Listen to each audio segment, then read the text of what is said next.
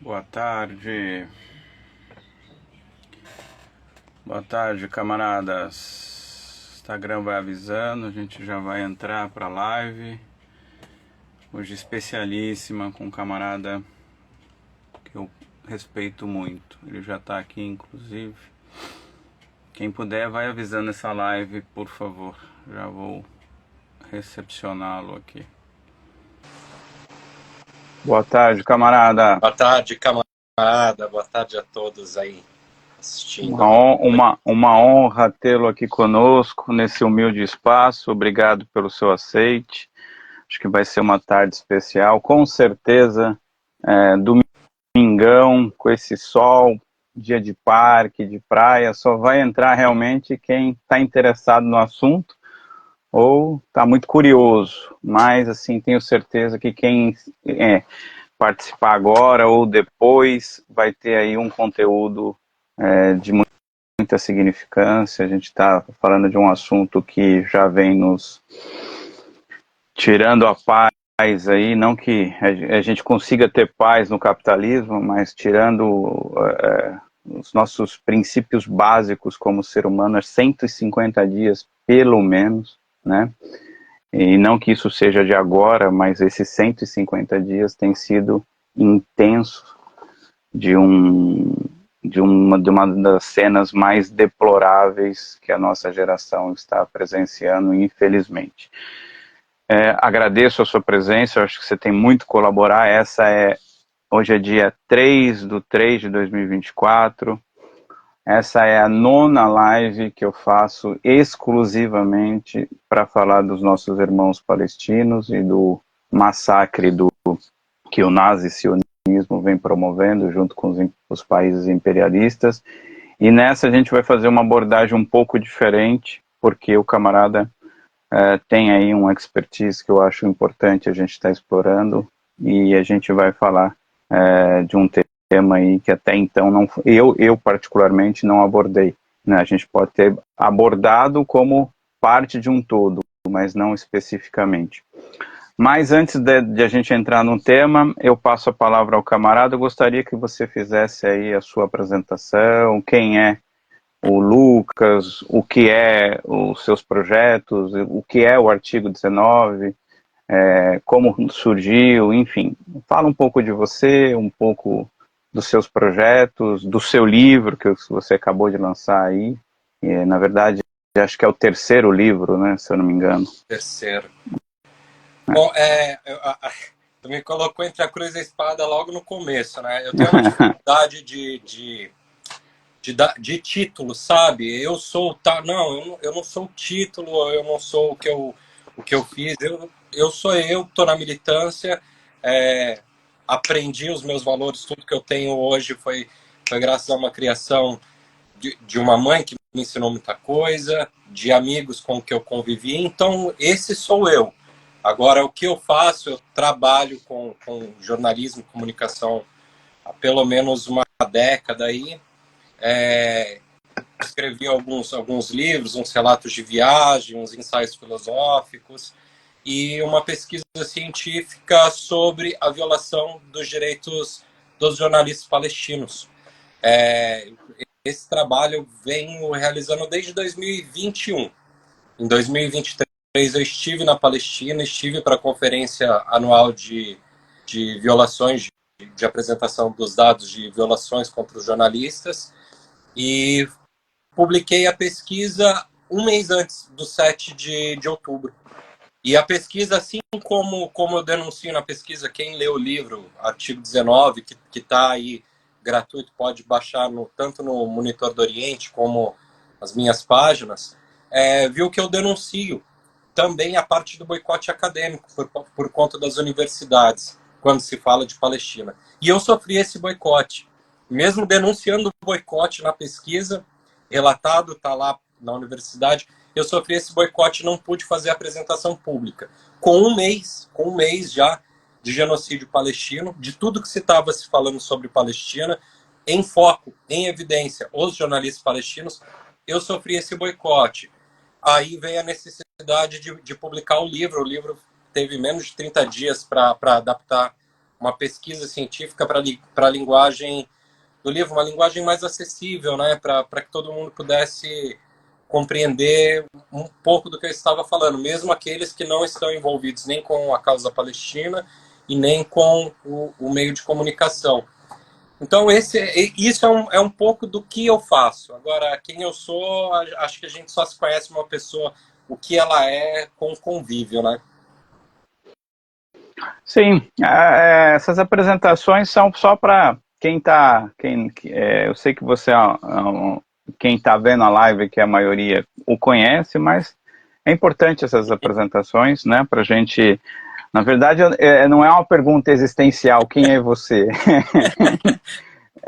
É só um breve descritivo mesmo. Eu acho que você fez bem. Eu também não gosto de falar muito de mim, não. A gente é parecido também nisso. Eu e o camarada conversando, só para quem está vendo aqui, a gente está se falando há pouco tempo, a gente descobriu uma série de afinidades aí, e acho que essa também é uma delas. A gente não gosta muito de falar da gente. É o Camarada. ritmo da vida, né? Essas afinidades. Sim. Deixa eu te falar algumas coisas. Acho que a live vem num dia importante, né? Um dia que as pessoas, de certa maneira, o proletariado. Tem pessoas que trabalham de domingo, mas geralmente, até por causa dessa precarização, muita gente uberizada e tal. Mas geralmente domingo é o dia que o proletariado. Lá, o biólogo socialista, inclusive eu já divulgo, tem uma live quarta-feira com o biólogo. Lucas é um camarada valoroso, parabéns e obrigado pela live. Isso aí. Deixa eu ver quem mais aqui. Parabéns pela iniciativa. O Lucas é um lutador, lobão.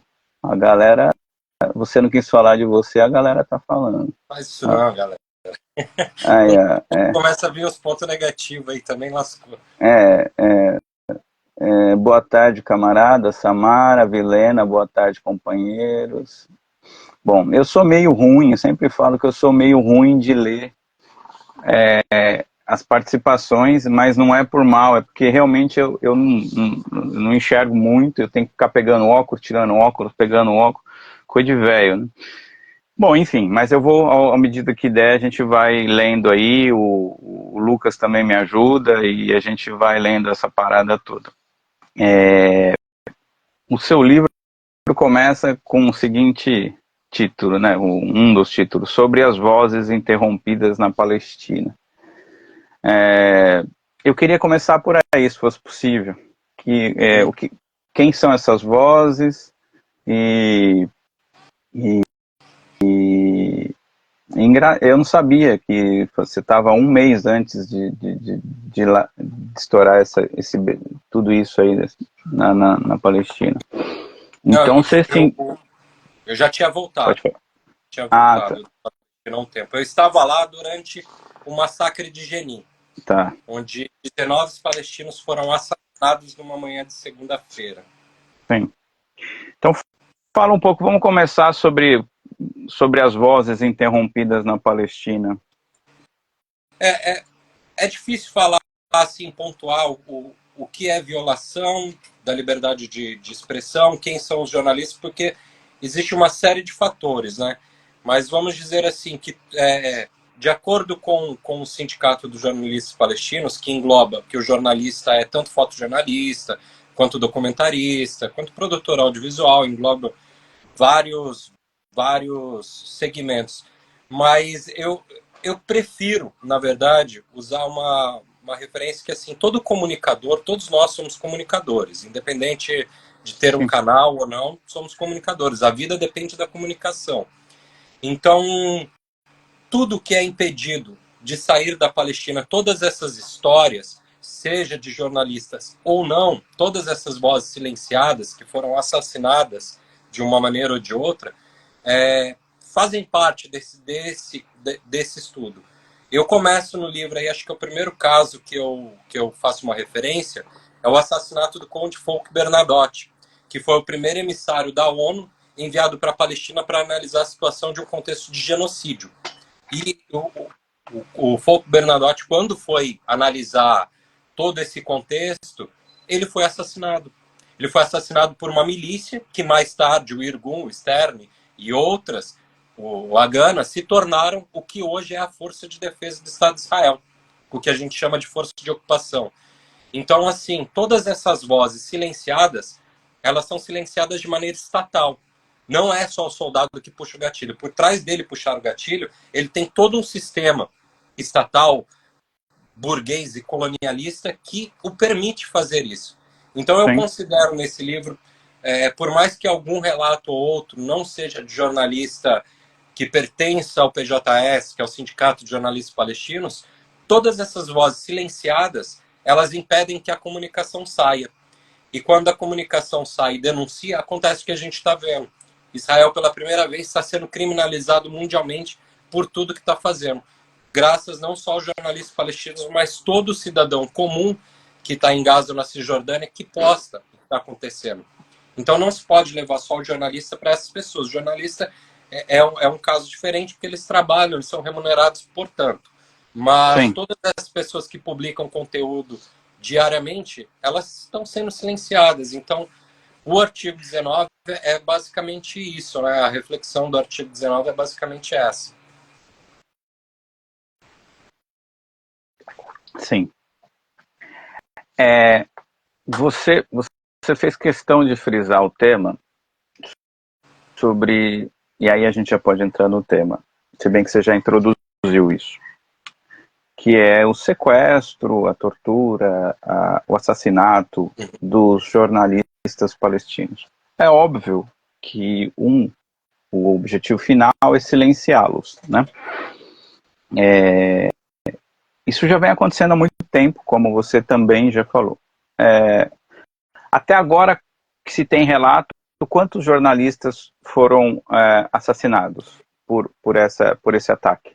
Existem várias referências diferentes, tá, Walter? Uns dizem que já passa de 120, outros.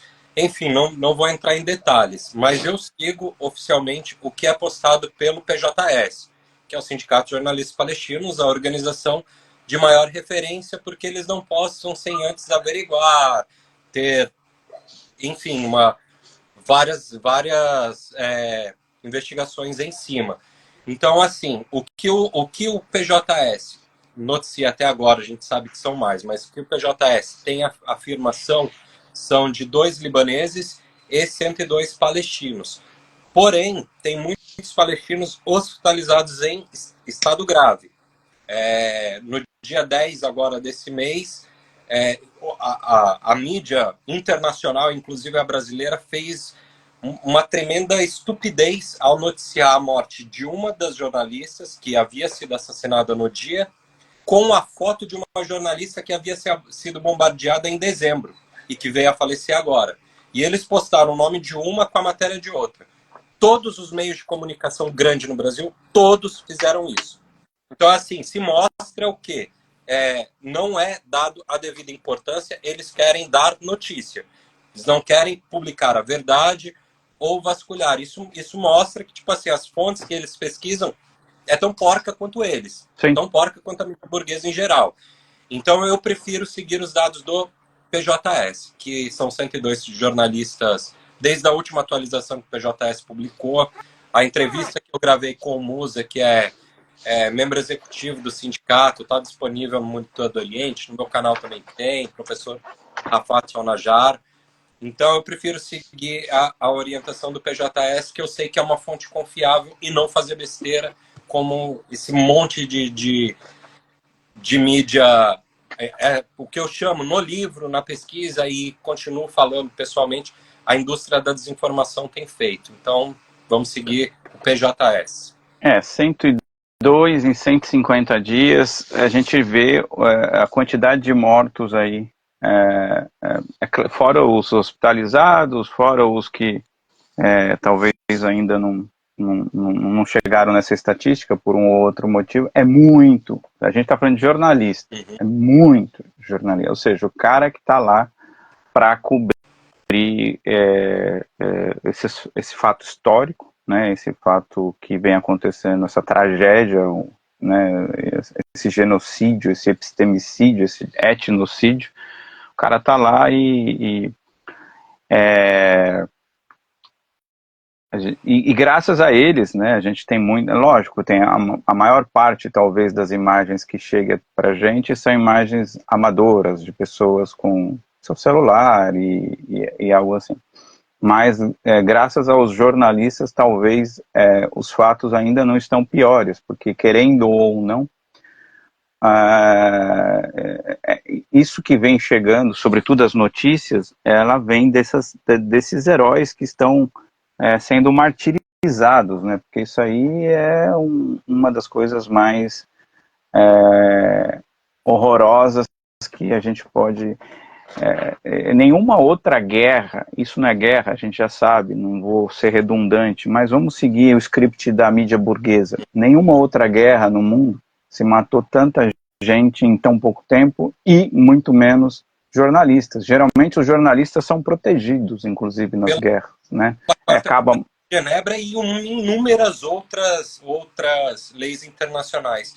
O Ali de Raba, presidente da FEPAL, faz uma consideração assim que eu gosto muito, eu acho muito sensata, que ele faz uma comparação do período entre a Segunda Guerra e o período do genocídio agora na Palestina. E o número de jornalistas que foram assassinados nos 6 anos da Segunda Guerra com o número de jornalistas assassinados em menos de 6 meses na Palestina. O número de jornalistas, só para a gente fazer uma comparação assim, é bem superficial, mas se a gente for sentar e colocar no lápis, não dá, né, para fazer essas estatísticas que ainda está em curso.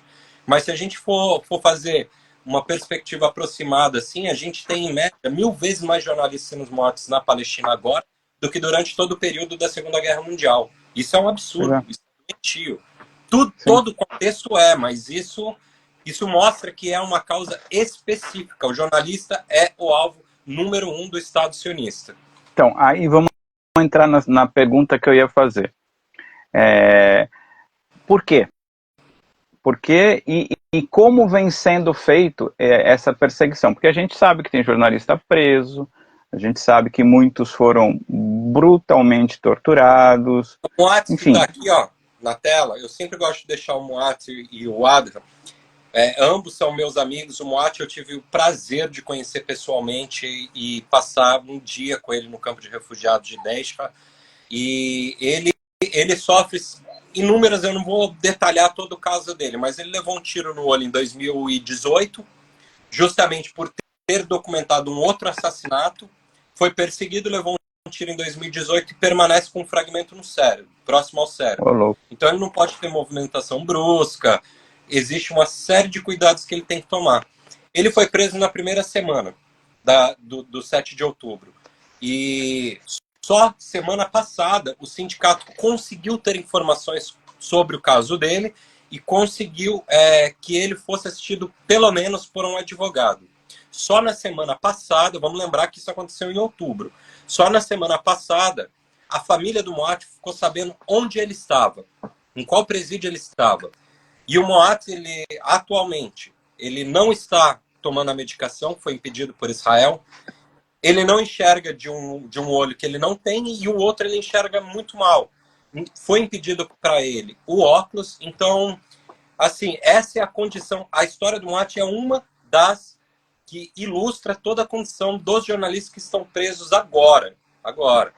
E os números são muito voláteis também. Eles libertam, prendem e muitas vezes o PJS não fica nem sabendo.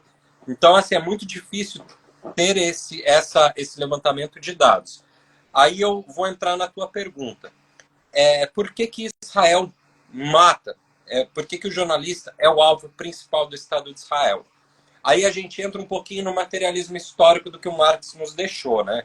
E analisar a história. A gente não pode prever o que vai acontecer, mas analisando a história, a gente reconhece uma série de generalizações, comparando entre elas, para saber o que está acontecendo hoje e mudar o nosso futuro amanhã. Então, assim, desde eu vou vir para os dados mais atuais, mas desde a Segunda Guerra Mundial, a imprensa... Não, vamos voltar até um pouquinho mais. A imprensa ela é fundamental em todos os levantes populares. Todos os movimentos de independência, todos os movimentos de emancipação, a imprensa é fundamental. Foi assim com Marx, foi assim na Segunda Guerra, usada de modo negativo e modo positivo também. E o Estado de Israel aprendeu isso. Não há uma revolução, um levante popular que não use a mídia como sua arma principal.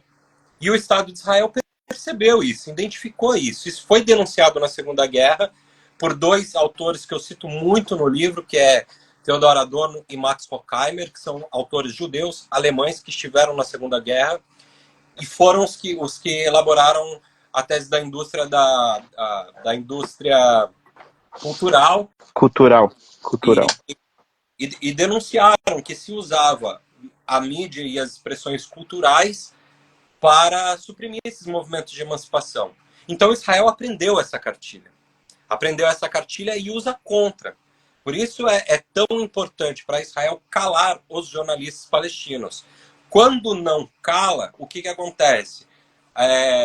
Por exemplo, antes o jornalista Wael Daoud, que a gente conhece muito, aí se transformou na voz mais popular de Gaza, agora, depois do 7 de outubro, se ele não saísse da Palestina, ele ia ser assassinado. Porque antes dele ser assassinado, toda a família dele foi. Ele foi bombardeado, a casa dele foi bombardeada, matou vários integrantes da família, inclusive filho. Dias antes dele sair para o Catar, mataram o filho mais velho dele, que também era jornalista. Então, quando Israel não consegue silenciar diretamente o seu alvo, quando não consegue atingir diretamente o alvo, eles tentam essa abordagem pelas beiradas, né? Tentando... me fugiu a palavra agora, mas tentando fazer que essas pessoas, esses jornalistas, eles desistam daquilo. Então, existem várias formas, mas Israel sabe identificar que o jornalista palestino ele é essencial para a emancipação da Palestina.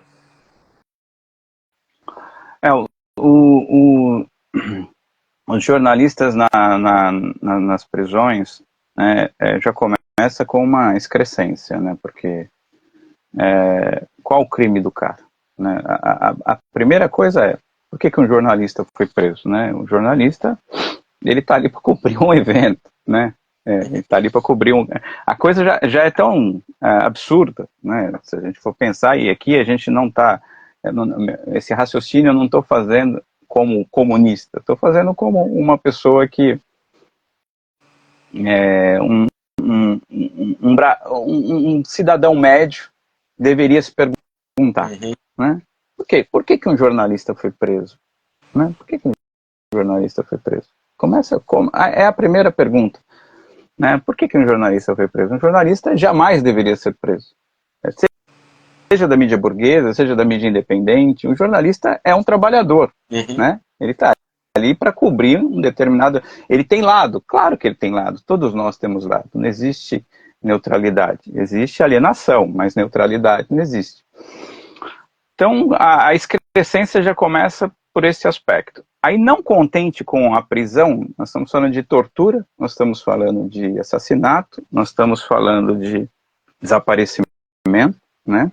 Você acabou de falar, eu esqueci o nome do jornalista que você acabou de mencionar, você pode repetir? É o Moab. Eu não sei se dá para ver aí, mas é o da foto aqui de baixo. Tá, então, a família ficou procurando o cara um tempão até descobrir onde ele estava preso. Muito parecido com todos os regimes de ditaduras que a gente enfrentou enfrenta e enfrentou no Brasil. O cara era preso, a família não sabia para onde o cara ia, né? Então ficava procurando, falando preso político, tá? Então, aí começa já a excrescência, né? A gente está vivendo um cenário, e as lives que eu fiz, se a gente pegar aí uma sequência delas, essas 8 lives, quem não viu as lives, são materiais muito interessantes. Tem Soraya Misley, tem o Mansur, tem o Sheikh Rodrigo, tem um monte de gente, tem um biólogo socialista, fez uma live muito boa comigo, tem bastante gente boa, a Mage fez uma live comigo, enfim, a Samara que está aqui fez uma live, muita gente fez live. A gente abordou vários assuntos, né? Mas é nítido, e todo mundo sabe, que na verdade, é um projeto, né? E é um projeto de destruir Gaza. Como os caras não podem, porque a opinião pública não. A vontade dos nazis sionistas é jogar uma bomba ali e matar todo mundo. Jogar uma bomba, destrói aquela região, espera espera um tempo e depois faz uma varredura ali e monta resorts, faz o que quiser. E acabou com o povo palestino, acabou com o problema dos sionistas, né? Mas como isso não pode ser feito, eles vêm fazendo um genocídio aos poucos. Agora, esse aos poucos virou sistemático, já são 150 dias de massacre ininterrupto, né? Não poupando ninguém. A mídia internacional, e é algo já que a gente está falando de jornalistas, a gente está falando, tem que falar de mídia, não tem como fugir do assunto mídia, né? E você citou Marx, bem citado, nós somos marxistas. Marx vai deixar claro que a mídia, os meios de comunicação, são a maneira como a burguesia domina as massas, domina a manutenção do sistema capitalista. E nós estamos falando de dois dos maiores, para não falar os outros países imperialistas. Então, na verdade, nós estamos falando das principais forças do capitalismo mundial, e nós não podemos esquecer do poder que o sionismo tem, que os judeus têm, o poder financeiro que os judeus têm.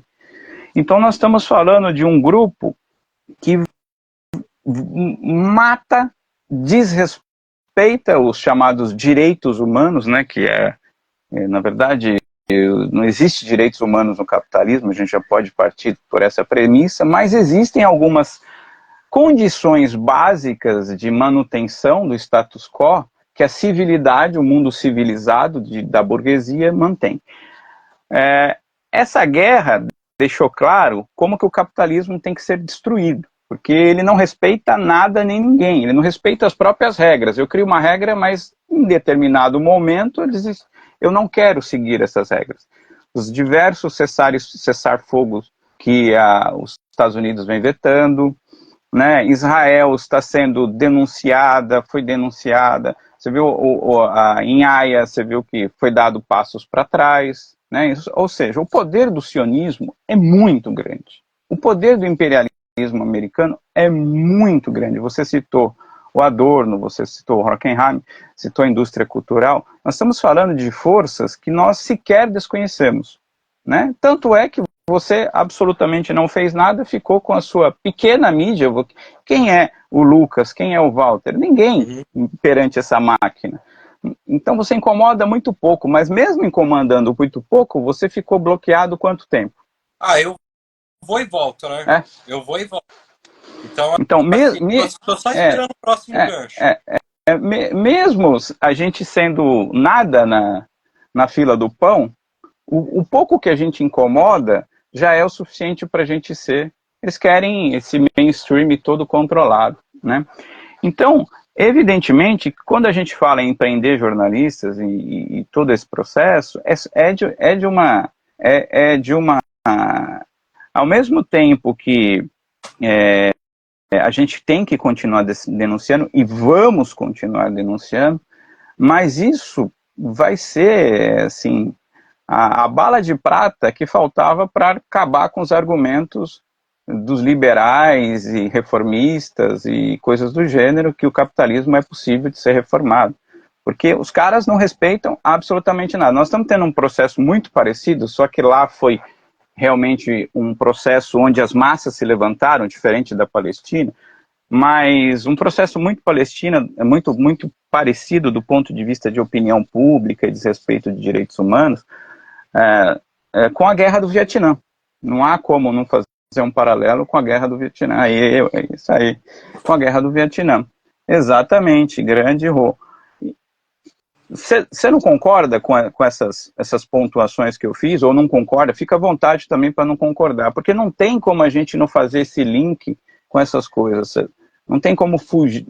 É muito claro o que está acontecendo, assim. E realmente, para quem tem dúvida, para quem acredita em paz na região, para quem acredita em formação de 2 estados, para quem acredita nessa baboseira toda, precisa se inteirar mais, precisa se informar mais, porque não vai existir paz. Eu já começo a live tacando fogo no parquinho. Não vai existir paz enquanto existir o Estado sionista de Israel. O Estado sionista de Israel tem que ser destruído. E qual é o problema? Não vai ser destruído porque eles têm ao seu lado o imperialismo americano, que é o maior imperialismo do mundo. Mas eu já taco a bola para ti. Taquei um rojão para você, né? Taquei um molotov. Eu não considero bomba, assim, porque nada mais é do que a gente está falando há meses, há anos, há décadas. Você citou agora o Vietnã, e em 82, quando teve o massacre de Sabra e Shatila no Líbano, onde os escritórios da OLP estavam operando, onde o Arafat estava, o Arafat foi o primeiro a fazer essa comparação. Sim. Que o que estava acontecendo, a causa palestina, era a Saigon dos tempos modernos, né? Era o que estava lá. Então, assim, nada do que a gente está falando, nada do que eu, você, ou o maior que seja, ou o Lula falou, é diferente do que está acontecendo, é diferente do que é. Então, essa comparação com o Vietnã, ela cabe muito, muito bem. E só para usar a forma de indústria cultural e indústria de desinformação de novo, fazer uma referência, o Max e Horkheimer, eles denunciam, e tem um livro também que fala muito sobre isso, um livro inclusive de um judeu, não me lembro o nome agora e nem o título correto, mas é sobre o império da indústria cinematográfica norte-americana. Toda essa indústria cinematográfica norte-americana, Warner Bros., Paramount, as maiores, MGM, as maiores, elas foram fundadas e atualmente elas ainda são dirigidas por famílias extremamente ricas de origem judaica. Então, assim, todo judeu, ele é sionista? Não. Mas esses judeus que operam dentro do imperialismo são sionistas. São sionistas. E eles produzem o que a gente chama de indústria cultural.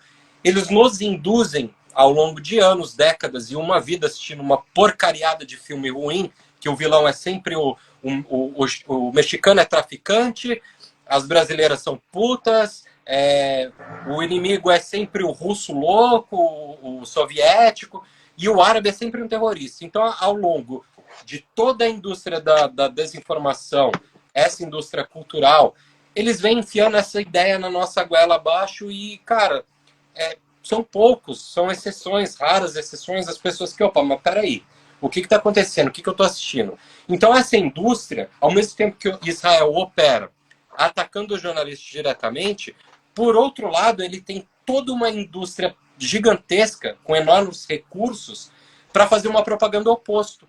Então, daqui a alguns anos, se não começar nesse ano, a gente vai ver filme com uma narrativa totalmente diferente dessa que a gente está assistindo, sobre esse genocídio. Daqui a alguns anos, ninguém vai mais saber essa versão que a gente está contando, porque vai ter se esquecido, a memória coletiva, às vezes, ela é muito curta, né?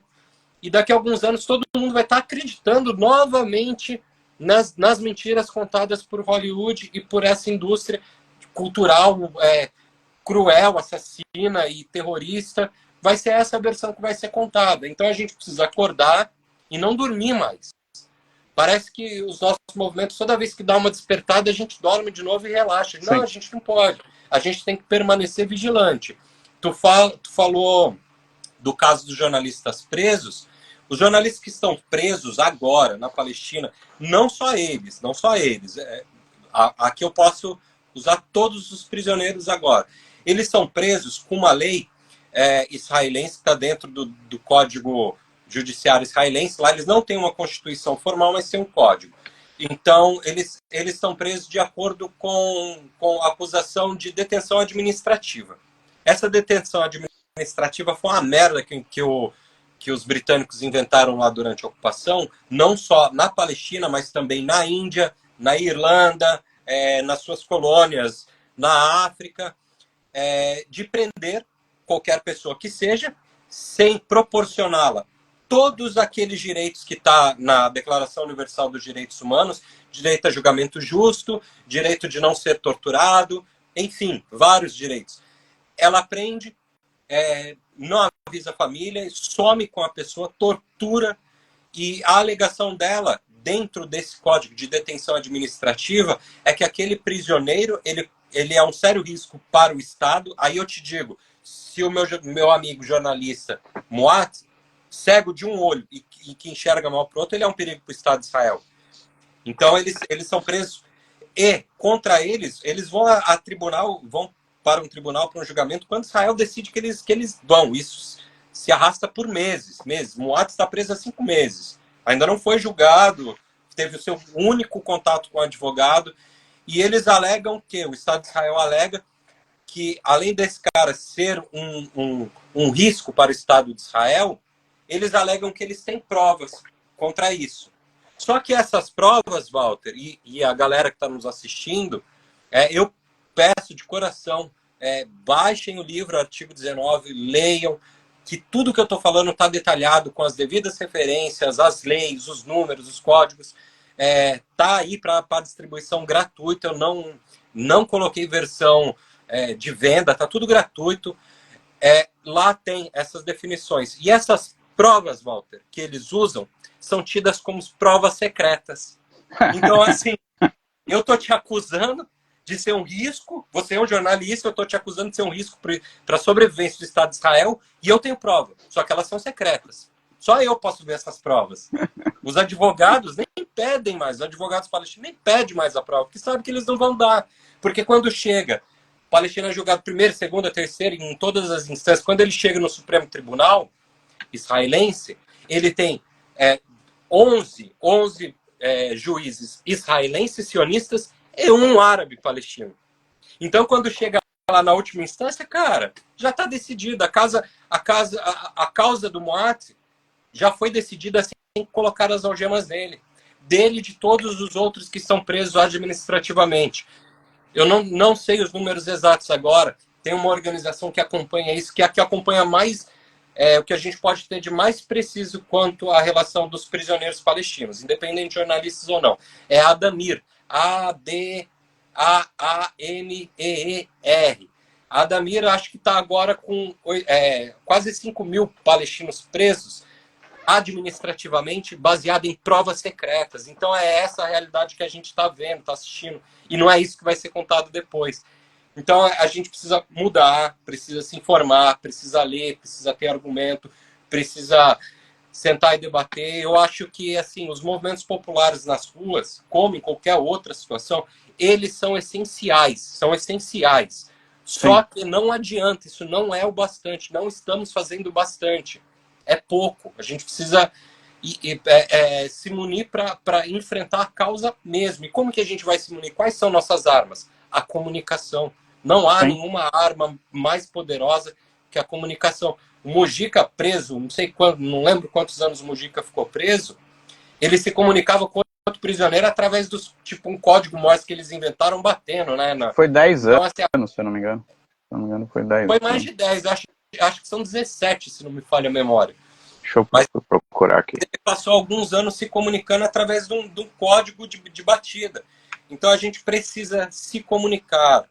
Precisamos estar na rua, sim, mas precisamos estar também nas redes sociais, que o Instagram, que essa porcaria dessa meta, que ela censure nós todos, derrube todas as nossas contas, nós fazemos outras, não tem problema. Mas a gente precisa levar esse front mais a sério e menos reunião. Acho que tem muita gente fazendo reunião no Instagram, reunião no WhatsApp, reunião e esquecendo de que a nossa luta é verdadeira, o nosso inimigo está vivo, né? Eu vejo muita gente discutindo aí, porque o Mussolini, porque o Pinochet, porque o Rio. Cara, esses aí já morreram, já eliminamos esses. Ficou um resto agora. A gente precisa combater esses restos que estão vivos. A gente precisa combater agora. Quem sobrou? Sobrou Netanyahu, Joe Biden e todos os outros primeiros ministros israelenses e presidentes americanos. Não se salva nenhum ali. Não se salva nenhum. O Yitzhak Rabin, que foi o que assinou o acordo de paz em 94, 95 com a OLP, foi o cara que ordenou na primeira intifada para quebrar os braços dos atiradores de pedra. Então não vem me dizer que Israel tem uma esquerda, tem um partido de esquerda. Não tem. Se a pessoa está dentro do movimento político em Israel, Israel tem sim alguns, como o escritor Amos Oz, que denunciam que são contra, que vivem lá, que são israelenses, que vivem lá, mas que são contra. Só que os partidos organizados políticos, não existe um partido de esquerda, não existe um comunismo, não existe um socialismo. Ali é sionismo, barra nazismo, barra imperialismo, barra colonialismo, barra uma caralhada de outra porcariada que a gente já conhece aí da história. Bela fala, gostei bastante. Esse livro aqui do Adorno, Indústria Cultural, é muito importante para o que você está falando. Eu acho que você tocou numa série de pontos aí que eu acho fundamental a gente estar pegando essas linhas aí e puxando. Essas lives deveriam ser multiplicadoras. O cara viu uma live dessa, a gente está muito preguiçoso enquanto militante, né? O cara tem preguiça de ver uma live, o cara tem preguiça de ver esse livro, que o Lucas escreveu, gente. Baixem, eu sou bem sincero, eu não li ainda, eu estou lendo, comecei a ler ontem. Estou muito interessado, é um livro muito bem escrito, um livro jornalístico mesmo, mas que tem uma contextualização histórica muito boa.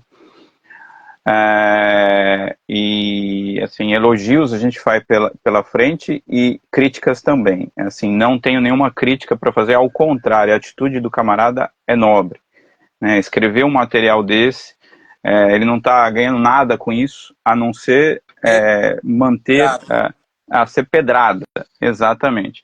Assim como fazer uma live dessa, a gente não ganha nada com isso, né? E às vezes a pessoa entra aqui, com todo respeito, e a pessoa não tem coragem de compartilhar essa live, não tem coragem de comentar nos comentários, não tem coragem de mandar para alguém que sabe que precisa. Então, assim, é um trabalho incansável, é um trabalho que a gente faz, assim, que realmente é consciência de classe, né? A gente não faz por outro motivo, não faz porque quer like, é o contrário, a gente só se ferra. Toma bloqueio, tem hater, o caramba quatro. E o que você falou é verdade, é uma guerra, é uma luta de narrativas. E sempre foi, não é a Palestina. No Brasil não é diferente. A diferença é que nós estamos lutando contra um caso específico, não vamos abrir essa discussão para outros casos, mas o que acontece com o jornalista palestino quando ele está sendo preso, guardado as devidas proporções, acontece com o menino preto pobre que é preso aqui pela polícia assassina e fascista. Então, mas lá a diferença é que nós temos uma micro-região sendo controlada com 2 milhões de pessoas presas ali, é um campo de concentração a céu aberto, que o mundo inteiro sabe dessa coisa, que nós todos sabemos que isso existe há 76 anos, essa ocupação, que não é uma ocupação, uma invasão de um território que foi um produto de 2 grupos. Um grupo ideológico, que é o nazi-sionismo, e também financeiro, que são os sionistas, né? A gente chama de nazi-sionismo, fazendo aí uma fusão com o nazismo, e aí eu gostaria que a gente também não deixasse de falar sobre isso, porque, não, mas não se compara o que aconteceu com o Holocausto com o que está sendo, está sendo feito em Gaza. Tá bom, dá mais 3, nem 3 anos, dá mais 1 ano para que Israel continue fazendo o que vai fazer, porque a comparação não é estatística, não é quantidade de mortos, não é quantidade de caixões que a gente tem que fazer. A gente tem que fazer uma comparação de métodos, de estratégias de massacre e de tortura. São as mesmas. Ao contrário, os israelenses testam armas. Os nazistas testavam determinada coisa nos judeus. Os israelenses testam armas no povo palestino. Isso não é experiência nazista? Campo de concentração. Gaza é o quê? Gaza é um campo de concentração. Você tem controle de água, você tem controle do que entra, do que sai, de quem sai, quem entra, você tem controle do espaço aéreo, você tem controle do mar, você não pode fazer absolutamente nada em Gaza que não seja permitido por Israel. Mas não, lá era diferente, as pessoas eram escravizadas, e o povo de Gaza não é escravizado. Então, assim, os métodos são muito parecidos. Os métodos são... Ah, mas lá era um outro contexto. Sim, lá era um contexto diferente. Historicamente é um contexto diferente. Então a história se repete agora, nesse caso, como farsa, como dizia Marx. Então, não tem como não fazer essa comparação. E no caso dos jornalistas, voltando aí para o tema da nossa live, eles estão sendo... eu fico pensando, né, porque o jornalista, nesse caso, ele não é nem jornalista, né? Ele é quase eu não quero romantizar a figura do jornalista. Longe disso, ele é um trabalhador, ele é um ser humano. Mas o cara já deixou de ser jornalista e já se transformou num herói.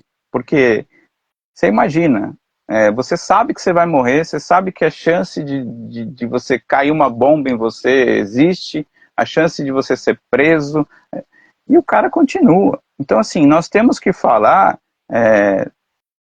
em alto e bom som o quanto essas figuras estão sendo heróicas. E bem disse você, em todos os momentos históricos decisivos ou levantes, os jornalistas são utilizados ou pela oficialidade, e que é uma narrativa contrária àquilo, que é o que está acontecendo hoje. E, gente, quem está me vendo aqui, é claro que a gente tem que denunciar, mas vamos se politizar. Ah, por que a Globo não fala isso? A Globo não vai falar. O sionismo é uma das forças financeiras mais poderosas do mundo. Cada comercial que tem na Rede Globo tem uma empresa sionista por trás. Então, quem acha que o que a gente está falando vai chegar na Rede Globo, ou vai chegar nesses veículos, é brincadeira. A gente tem que se politizar. Eu queria ler um pouquinho, que tem muita gente falando, e eu não queria ignorar tanta gente. Não é que a gente ignora, que às vezes a gente não consegue mesmo falar. Eu consigo ler, só vejo as bolinhas aqui. Eu vou até pegar meu suporte aqui, porque a coisa tá feia. Então vou tentar ler aí parte do que... Gente, se eu não ler alguma coisa... O Charles falou uma coisa muito interessante. Reformar o capitalismo é como perfumar a merda. Theodor Herzl é conterrâneo de Hitler, vai dizer o Charles. Plantar a beta. Despertar as pessoas é cansativo? Sim, é cansativo. Mas toda a militância que a gente tem é cansativa. Assim. As pessoas acham que estamos aqui por like. Se fosse por isso, estávamos apoiando o sionismo. Verdade, Samara. Envie a live para os seus contatos, a Vilena. Isso aí, Vilena. A camarada tem uma influência muito positiva na minha luta. E na minha luta, não, nas lutas que compartilhamos. Abraço, Vi. Basta lembrar do gueto de Varsóvia, bem lembrado. Os israelenses se tornaram o que eles odiavam. Vai subindo, aí piora. Bom, daqui a pouco a gente lê mais. É importante a gente estar fazendo esse tipo de live. Hoje é um domingo, é o que eu falei. Quem está aqui é pedrada mesmo. Quem está aqui não acredito que tenha ninguém aqui de curioso. Tem tempo deixa eu... Tem tempo para descanso quem está aqui. Eu acredito que quem entrou é aqui e permaneceu, né? Porque uns entraram e saíram. E é pedrada, porque assim, domingo à tarde, solzão, 2 barbudos falando sobre um assunto que a pessoa não quer ouvir, ela não vai ficar. Então, ainda bem que quem está aqui é pedrada. Quem vai ver essa live depois, compartilhem, volto a dizer, é importante demais esse material. Eu acho que inclusive meu camarada Lucas, está à vontade para baixar a live, fazer cortes. Eu acho que a gente... Porque às vezes é mais fácil, né? Eu também vou fazer uns cortes. É mais fácil trechos, porque as pessoas estão na cultura do fast food e aí vê só um trechinho, a pessoa, opa, o cara falou tal coisa, ele viu só aquele pedaço da live, mas já é alguma coisa, melhor que nada. Vamos voltar aí para o nosso tema. Se tem uma noção, assim, você falou de algumas coisas, assim, eu não quero números precisos, eu não quero te botar em saia justa, não quero... Eu sei que o jornalista, ele tem uma preocupação, assim, às vezes até exagerada de falar algo que não seja verdade, que vai falar que ele está fazendo fake news, coisa e tal, né? E você, como jornalista, fica com o pé atrás, fala, puta, não vou falar isso. Mas se tem uma noção, mais ou menos... não precisa ser estatística, mas se tem uma noção mais ou menos qual de todos os períodos que Israel vem apertando o cerco sobre Gaza, de quantos, mais ou menos, eu estou falando de uma maneira bem grosseira, de jornalistas que foram mortos aí nos últimos, sei lá, nas últimas, pelo menos nas últimas, nos últimos levantes, nos últimos processos, porque só agora foram mais de 100.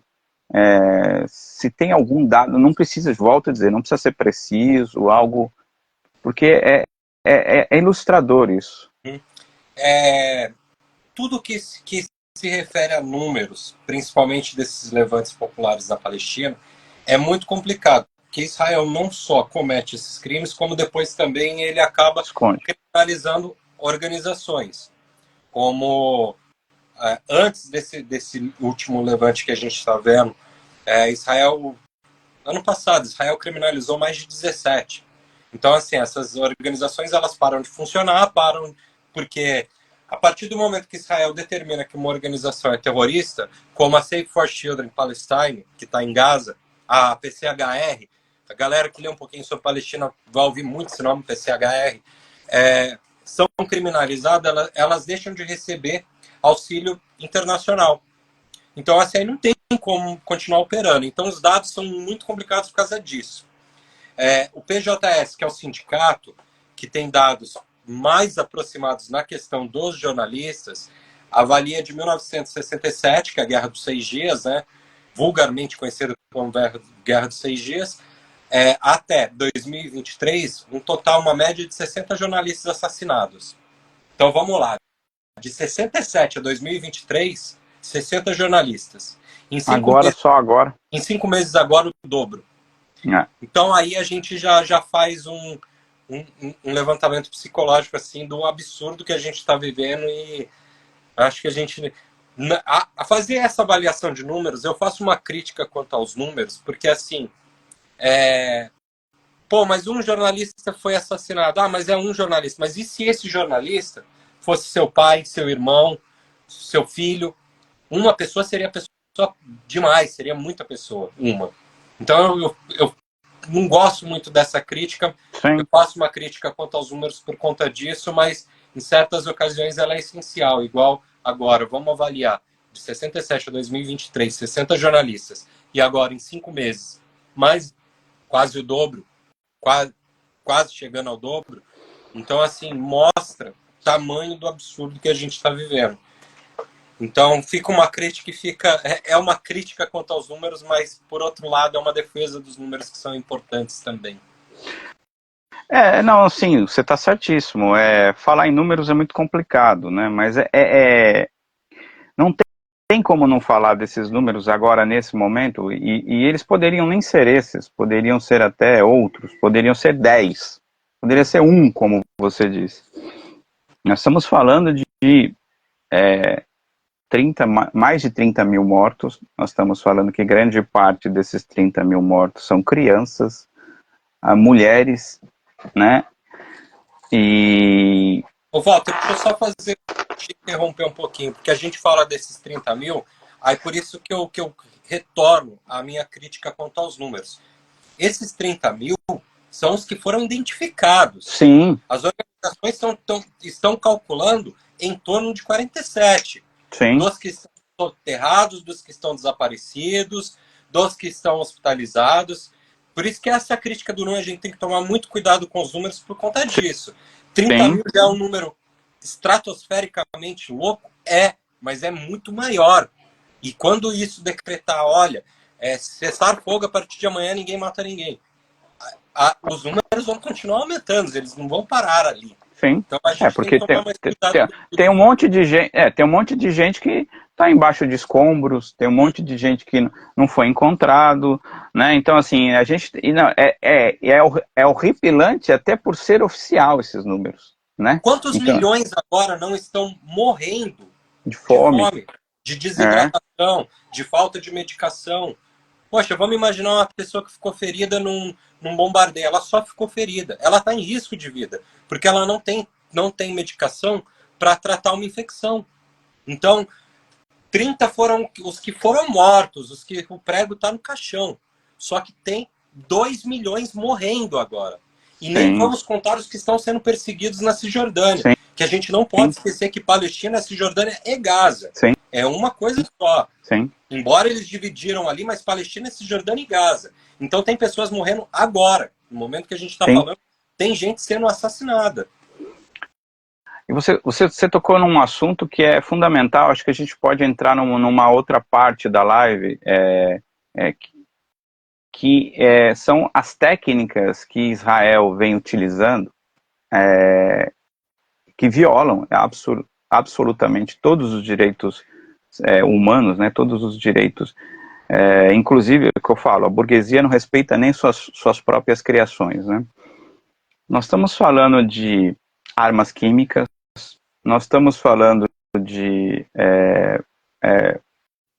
ataques indiscriminados contra civis, indiscriminados. Nós estamos falando de ataques a escolas, nós estamos falando de ataques a bairros residenciais, nós estamos falando de ataques a hospitais, nós estamos falando de ataques a templos religiosos, nós estamos falando de... Como? A filas de ajuda humanitária. A fila que foi agora, esse último massacre. Galera, sim. Não foi a primeira vez que eles atiraram em ajuda humanitária. Sim, sim.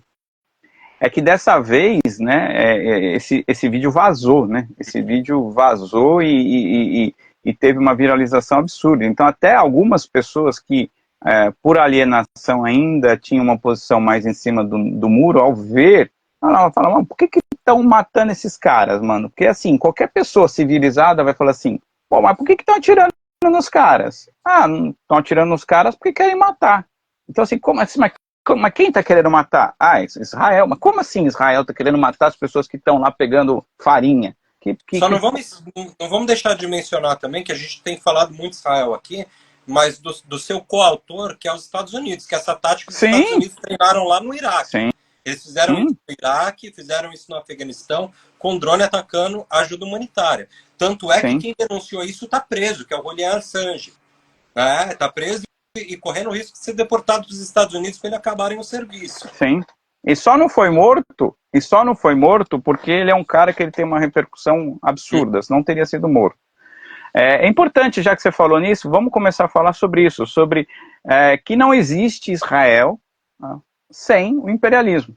Essa guerra, ela é toda financiada, absolutamente toda financiada pelo imperialismo. Já pode entrar nesse assunto, eu acho fantástica a sua contribuição.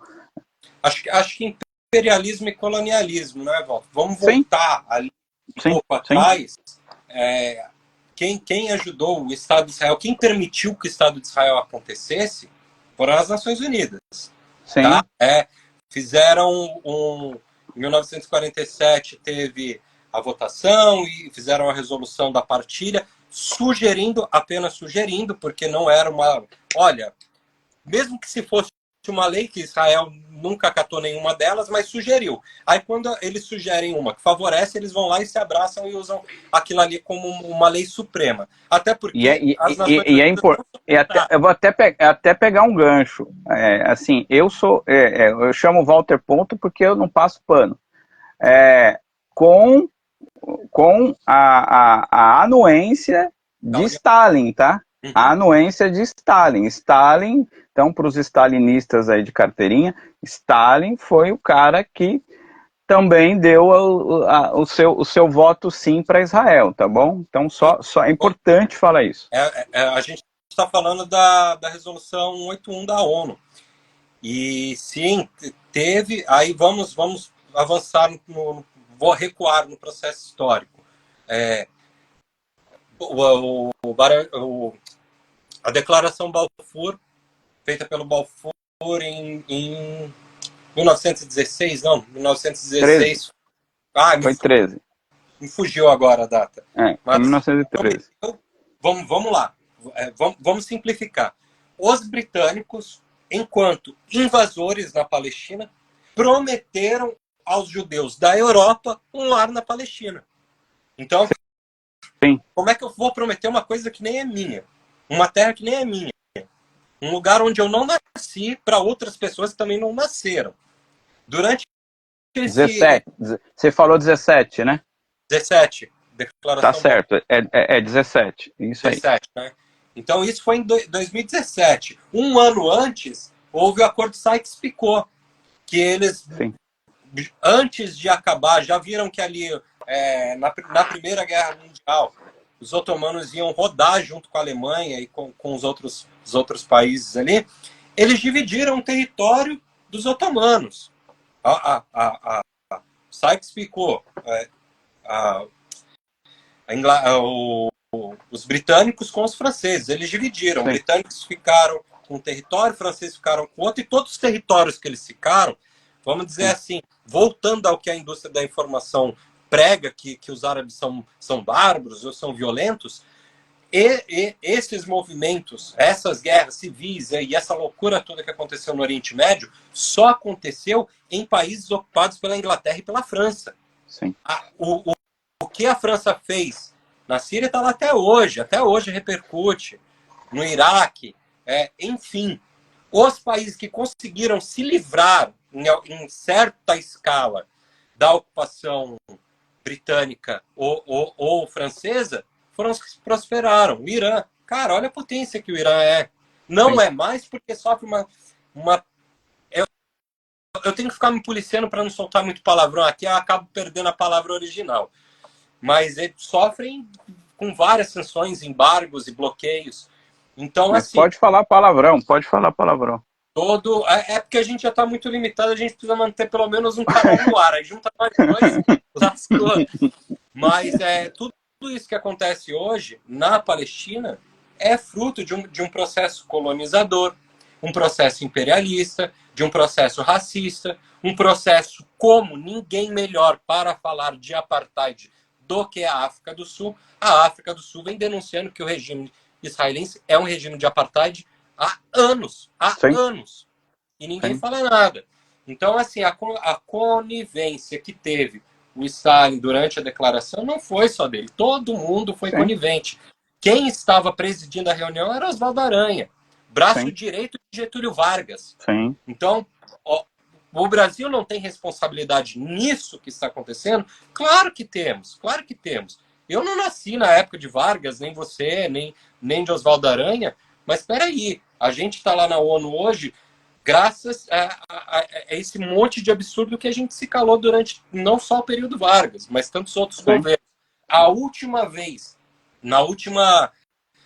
penúltima, desculpa, votação na ONU a respeito do embargo em Cuba, o Brasil, junto com o Brasil de Bolsonaro, tá, gente? O Brasil de Bolsonaro, junto com Ucrânia, Israel e Estados Unidos, foram os que votaram para que continuasse esse embargo.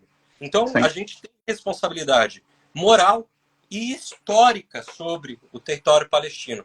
E aqui eu queria só falar uma coisa, Walter, antes que eu me perca.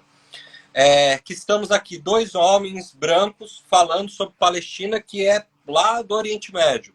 Tá? Antes da gente ser enquadrado nessa teoria orientalista, eu queria dizer o seguinte: todo esse tempo que vem acontecendo, eu tenho dito e reforçado e publicado, tudo que eu estou falando aqui para você hoje, Walter, está publicado em uma matéria ou em alguma outra conversa.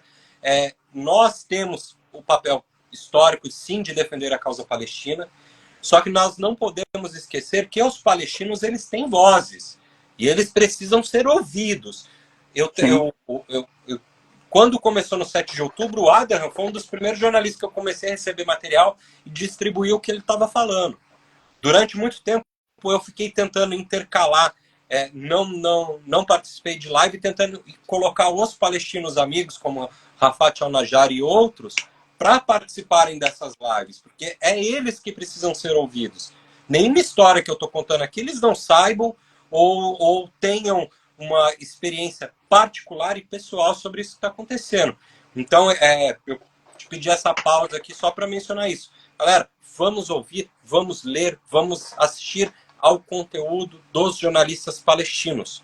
Hoje a gente tem, centenas de profissionais lá produzindo, a gente compartilha o material desses caras e não sabe a história deles. Sim. Muitos do que a gente está assistindo e compartilhando hoje tem publicado. A história do Abraham está publicada. A história do Atia, que muita gente compartilha, está publicado, eu já postei. Ele assim como o Muat, que é uma tática direto nos olhos, ele tomou uma bomba de gás lacrimogêneo no rosto e perdeu um dos olhos também. Então a história dele está publicada. Outro, do Mutassem Mutarja, que a galera compartilha muito conteúdo dele, ninguém sabe que o irmão dele, também jornalista, foi assassinado em 2018, que é o Yasser Murtaja. A história de ambos está publicada, eles têm vozes. Então somos aqui dois homens brancos ocidentais falando sobre os palestinos, mas isso não isenta você de ir procurar saber quem são essas pessoas. Perfeito, eu concordo. Acho que eu me excedi um pouco aqui. Não, excedeu não, eu concordo em gênero, número e grau. A gente tem que... a gente fala como internacionalista. Você, no caso, você fala como internacionalista e jornalista. A gente fala em solidariedade. Agora, nós estamos falando parte da verdade, né? Uma parte que chega até nós, através dos livros, através de material. Eu adoraria, inclusive, se você conhecer algum palestino para fazer live aqui, o espaço está aberto, né? É importantíssimo a gente ouvir quem está lá. Só que, infelizmente, lá eles estão numa condição de existência muito difícil, né? Então, na verdade, o que nós estamos fazendo é dando um eco muito pequeno para as vozes deles, porque muitos sequer perderam suas residências, perderam tudo. A maioria, quando não perderam a vida, estão perdendo sua dignidade já faz tempo. Então assim, é importantíssimo o que você está falando, é importantíssimo. A gente, quem não segue ainda o artigo 19, quem não conhece o trabalho do Lucas, ele vem fazendo esse trabalho com muita intensidade. Conversem com ele pode ajudar muito, porque ele está envolvido nisso de uma maneira maior do que muita gente, inclusive eu. Eu me manifesto como internacionalista e não como um especialista, por isso que eu faço questão de ouvir pessoas de matizes diferentes. E é importantíssimo o que você falou, porque eu volto a falar, nós estamos numa época, e seu livro também fala sobre isso, não com essas palavras que eu vou usar agora, mas seu livro aborda isso, né? Você fala da alfabetização midiática, né? Nós estamos numa era de informação fast food, as pessoas querem as coisas muito rápidas, as pessoas querem resumo do resumo do resumo do resumo, e nem tudo que reluz é ouro. Às vezes a gente acha que uma coisa é uma coisa, e a coisa é bem pior do que a gente estava imaginando. E sobre a questão da Palestina, que e bem lembrou você, nós precisamos também falar não só de Gaza, né? é importante a gente fazer esses recortes para que mais pessoas tenham acesso às informações. Né? É o que eu falo, volto a falar, um domingo, as pessoas poderiam estar fazendo qualquer outra coisa, as pessoas estão ouvindo, e a gente tem esse dever, né, já que a gente se propôs a isso, de estar comunicando e falando sobre essas questões. Então, volto a dizer, vamos procurar nos informar da melhor maneira possível, vamos receber alguma coisa, pesquisa se aquilo realmente procede ou não, de onde vem. O importante, eu acho que, não que seja importante do ponto de vista, porque o que está acontecendo lá vai continuar acontecendo, infelizmente. Eu não vejo, todos que eu conversei aqui, a gente tem uma visão, não sei como que é a sua visão sobre isso, mas tem uma visão muito específica de que dificilmente essa situação vai se reverter. Pode ter um cessar-fogo? Pode ter um cessar-fogo com muita pressão. É bem provável que tenhamos um cessar-fogo, só que vai ser provisório. Volto a dizer, cessar-fogo vai ser provisório. Na verdade, o que Israel fez, ela mostrou para o mundo a sua verdadeira face. Ela vinha fazendo isso de maneira a contragotas. Descansaram, falaram, não, chega de contragotas, vamos acabar com tudo. E eles assumem esse discurso, é importante dizer isso, e aí eu falo para... E aí eu queria que você falasse um pouco sobre isso, que Israel, se a gente vê as autoridades de Israel, né, você vê o Lula agora fez uma declaração, depois de 6 meses quieto praticamente, 4 meses quieto praticamente, ele fez uma declaração, tudo caindo em cima do Lula, a gente sabe os motivos que estão caindo em cima do Lula, mas ninguém fala que as autoridades de Israel já vem desde o começo dessa fase bruta e aguda de bombardeios, desse genocídio televisionado. Os caras vêm fazendo declarações, e aí não tem como não chamar os sionistas de nazistas, que são dignas de nazistas. Se você vê declarações dos ministros, do próprio Netanyahu, de pessoas ligadas ao governo, e assim, isso tudo televisionado e depois distribuído entre a mídia burguesa e a mídia independente. A coragem dessas pessoas de realmente assumirem os seus papéis, né? De falarem, não vamos parar até que até que consigamos o que a gente quer. Não vamos parar de bombardear, não vamos parar enquanto os prisioneiros... E aí sempre a desculpa dos prisioneiros, eles não falam quanto... E aí eu gostaria que a gente falasse também sobre isso. A quantidade, você falou de jornalistas, mas a quantidade aproximada de palestinos que estão presos é muito gigantesca. E são presos pelos motivos mais esquisitos do mundo, como disse você. E aí vai-se atrás dessas informações. É segredo, é informação. Então, eu abordei algumas coisas, eu queria que você falasse um pouquinho sobre elas.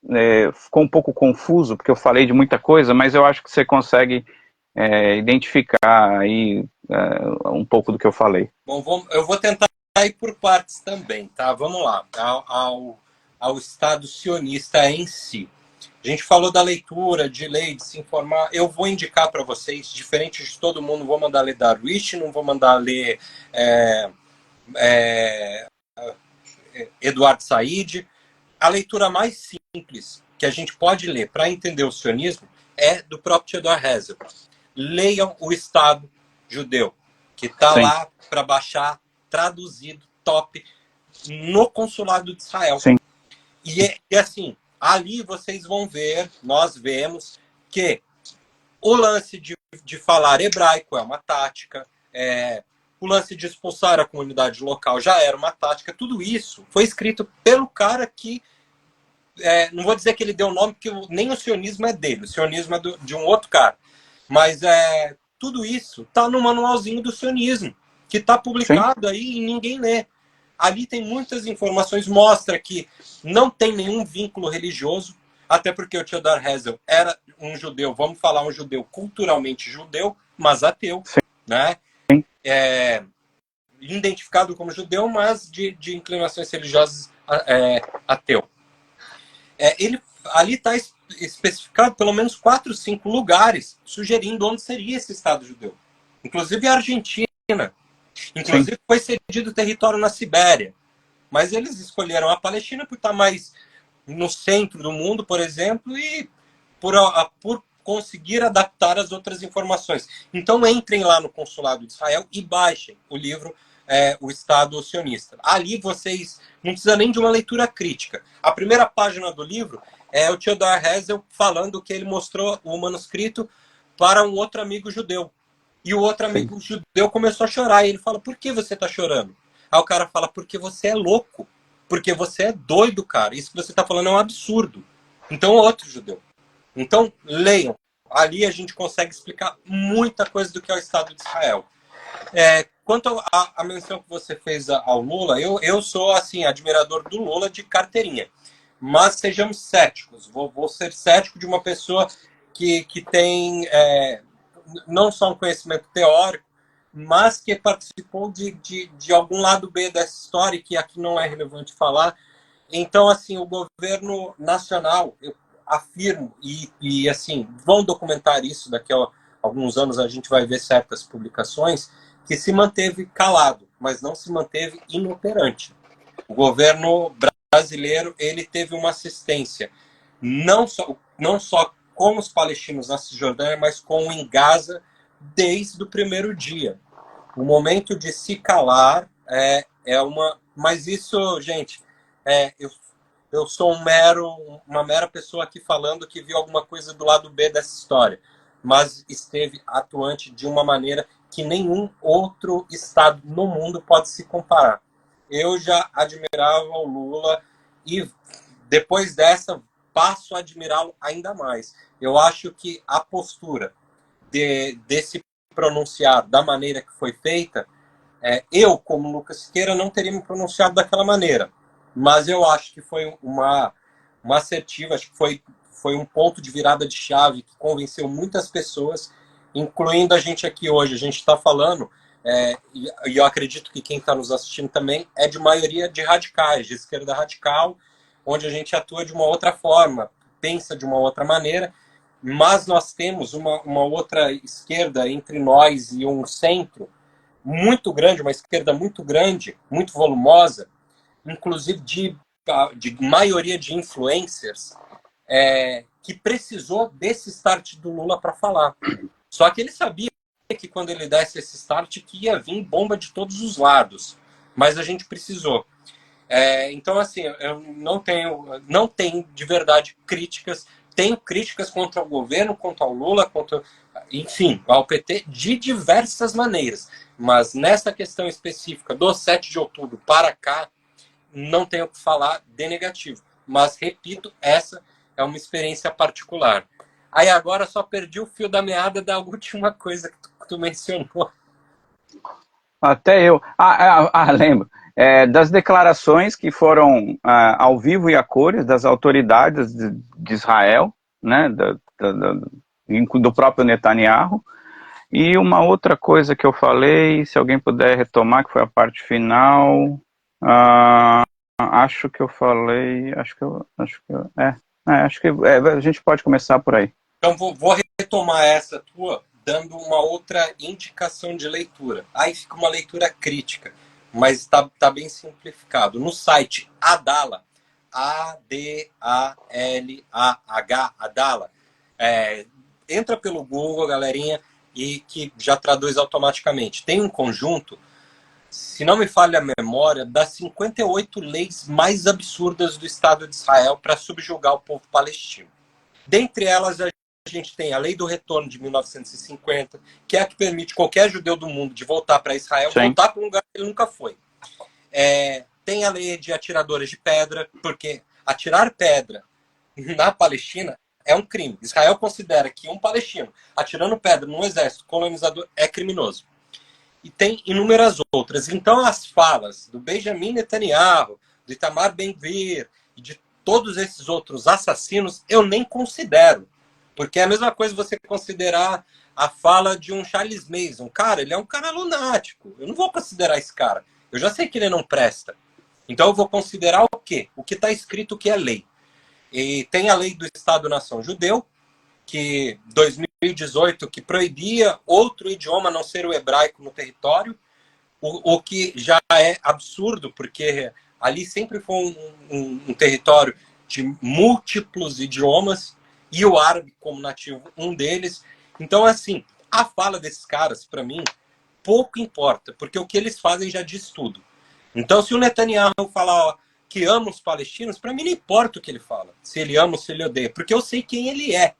E o que eles são, o governo de Israel, aqui eu friso, o que o governo de Israel está escrito nas suas leis.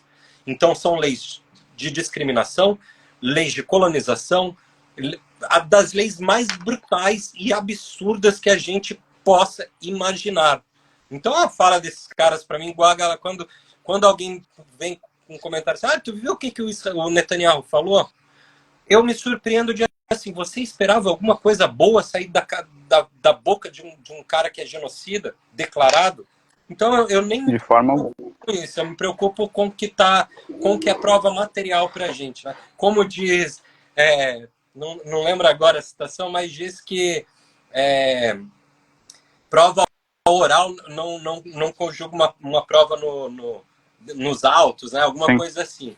Então, o que esse cara fala, para mim, é indiferente. O que importa é o que eles fazem, e o que eles fazem é o que a gente está vendo há 75 anos. E Sim. digo, não só o governo Likud do Netanyahu, mas todos os outros, o Partido Trabalhista que governou Israel até o começo, se dizia socialista.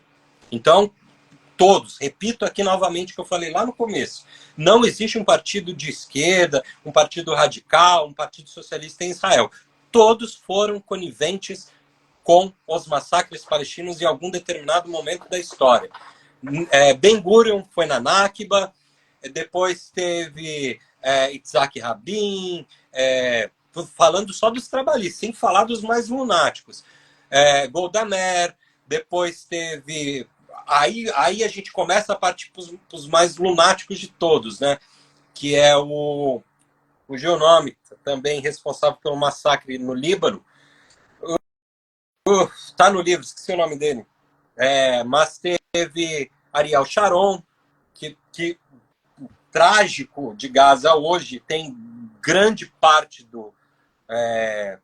Menachem Begin, o nome que eu esqueci, desculpa. Ariel Sharon, e agora o Netanyahu, que é o que a gente está vendo há décadas já fazendo esse monte de atrocidade aí. Então, só frisando, a fala desses caras não importa, o que eles falam é pior o que eles fazem.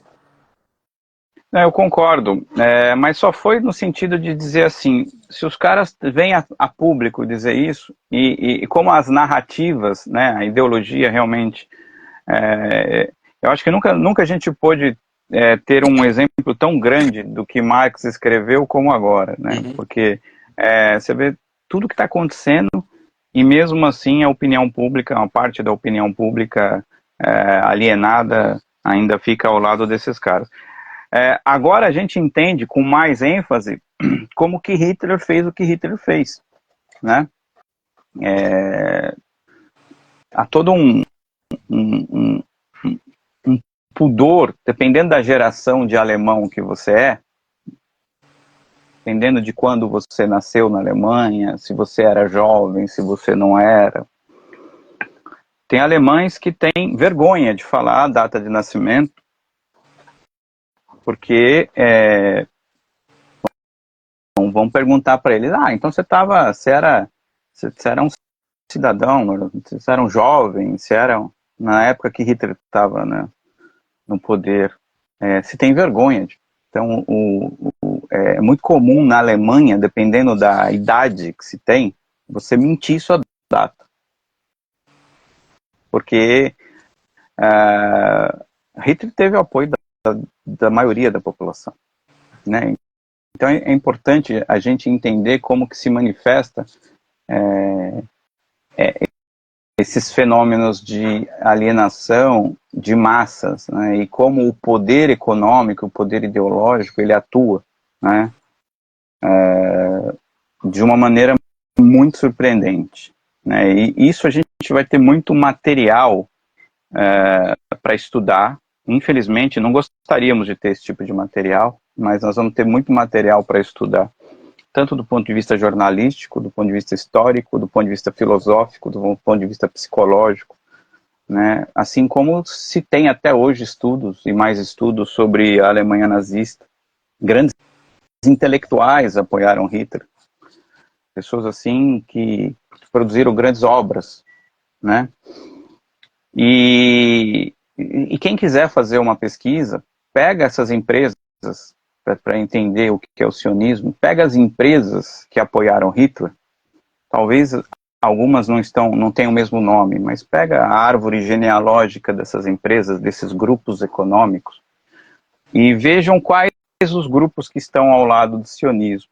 Vocês vão ver uma semelhança muito grande, né? Você Então, no sabe, fundo... Walter, que até, não me lembro agora se foi o Lehi, o Stern Gang, uma das milícias que hoje é o Estado, o Exército de Israel, eles enviaram cartas para o Hitler, se oferecendo para combater os britânicos dentro da Palestina. E essas cartas, no livro Artigo 19, eu menciono uma delas e coloco a cota que ela está salva no Museu do Holocausto, em Israel. Então, os caras, eles não estavam nem aí para ideologia, para religião, eles não se importavam com os judeus que estavam sendo sacrificados na Europa, sendo massacrados na Europa. Quem estava ali, os sionistas, não se importavam com isso. Eles atacaram, na época que a colonização britânica ela colocou um limite ali de cotas para receber na Palestina, porque todos os países hoje que apoiam Israel também impediram os judeus de entrarem nos seus territórios durante a Segunda Guerra. Estados Unidos foi um deles. Estados Unidos, Inglaterra. Então, mas eles colocaram um impedimento para limitar os imigrantes da Europa judaica para a Palestina. E os sionistas, o que eles fizeram? Também agora não lembro qual das duas milícias, mas que compõem o exército hoje, eles bombardearam barcos dentro do seu barcos de judeus nos portos de Jaffa. Tem um livro aqui, esse aqui. Esse livro conta uma dessas histórias. E não é uma. Tem um livro Agana, do Munia Mardor, também, que conta a formação do exército de Israel, que antes era Agana, hoje é esforço de ocupação. Então, assim, eles, Walter, por isso quando eu falo que o que eles falam não me importa, porque o que eles fazem é pior. Igual, situações como essa que eles bombardeiam um barco dentro do seu próprio território, um barco de judeus que estão fugindo de outra guerra, e outras loucuras que eles fazem desde o princípio, eles documentam por eles mesmos com orgulho. Esse livro da Gana é de um ex-soldado da época da Gana, antes de se tornar IDF, que ele conta crimes de tráfico humano, crimes de terrorismo, como explodir barco e etc., em vários outros territórios, e eles fazem isso se orgulhando. Então, assim, por isso que eu falo, nós temos que ouvir e beber da fonte. Eu preciso saber o que é o sionismo direto do Herzl. Porque o Herzl não falava nada do que eles não estão fazendo, cara. Desculpa. Exatamente. Te interrompi de novo. Não, na verdade você não interrompeu não, suas contribuições são preciosas. É importante, você tocou num assunto, o exército de Israel, ele é formado inicialmente por mercenários. Para quem não sabe o que é mercenário, para quem não sabe o que é mercenário, é aquele cara que, se você contrata o cara, os países contratam o cara, ou um grupo contrata o cara por uma determinada missão para matar, ponto, para fazer um determinado trabalho. Então o exército de Israel é formado inicialmente, e foram os caras que deram formação para o exército de Israel por mercenários, é importantíssimo. E eu vou tocar num assunto que a gente não tocou, mas eu acho importante, porque assim, hoje em dia vem alguém aí, edita live, faz um monte de merda, e você falou bem, ser antisionista e ser contrário a um Estado que não podemos chamar de Estado, um invasor, que é Israel, Israel é uma excrescência no Oriente Médio. Foi fruto do imperialismo, através de uma política colonialista. Israel é uma excrescência. Aquele povo vivia lá em paz, conviviam diversas etnias de uma maneira pacífica. Tudo isso é preciso ser dito. Então nós somos contrários ao Estado de Israel, que não aceitamos que seja um Estado, e somos contrários à ideologia sionista, que é uma ideologia de extrema direita, nacionalista, racista, extremamente violenta e excludente. Nós não somos antissemitas. É fundamental a gente colocar isso, porque assim, há muitos judeus, a maior parte dos judeus, que estão contrários ao que está acontecendo. Muitos judeus históricos se manifestando contrariamente ao que está acontecendo. Muitos judeus, mais radicais ainda, dizendo que o Estado de Israel é uma excrescência, compartilham dessa nossa opinião. Então é fundamental a gente pontuar essa diferença.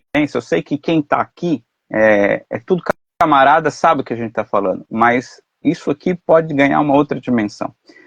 Nós somos contrários ao sionismo e ao Estado de Israel, pelos motivos... não entendo, está vendo agora? Volta a live, né? Vê as 8 lives anteriores que a gente fez, vê tudo que o Lucas publica, leia o livro do Lucas, aí vocês vão entender que, na verdade, a gente é contrário a um processo racista, colonialista, extremamente violento, financiado, articulado por grupos de extrema direita, que são os mesmos que estão no poder até hoje. E você tocou num ponto interessante, não existe esquerda em Israel por um motivo simples, não seria permitido existir uma esquerda, como não existe esquerda nos Estados Unidos, tem pequenos grupos, coletivos.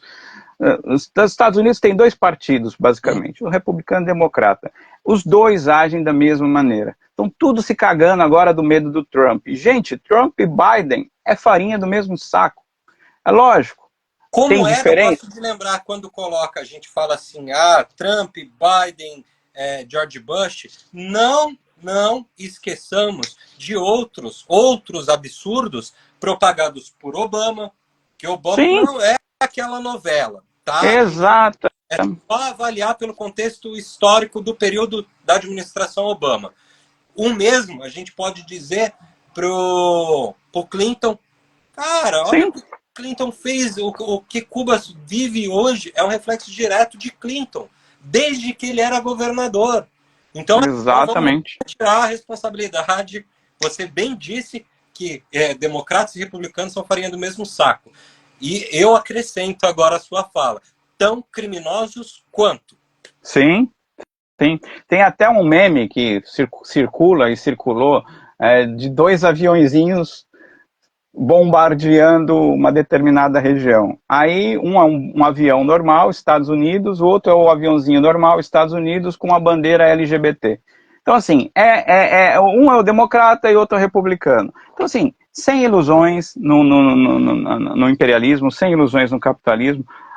Lucas, a nossa live aí já está batendo, eu estou adorando essa live, eu ficava 5 horas conversando contigo, você é um baita camarada, a gente tem muita concordância, temos algumas discordâncias, mas é normal que tenhamos, somos 2 seres pensantes e não somos 2 robozinhos que pensam tudo igual, mas com relação a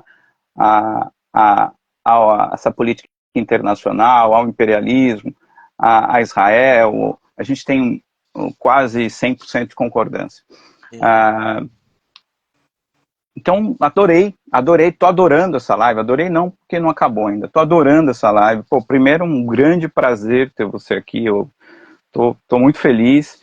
Mas assim, a gente, até por uma questão de Instagram, de repente o Instagram vem e derruba a porra da live, e eu queria que a gente se encaminhasse para o bloco final da nossa live, e aí nesse bloco final eu não vou fazer pergunta, eu deixo você falar absolutamente o que você acha relevante, que faltou falar ou que você quer acrescentar, ao seu já comentário, ao que eu falei, enfim, fica à vontade aí para discorrer da maneira que bem for a sua vontade.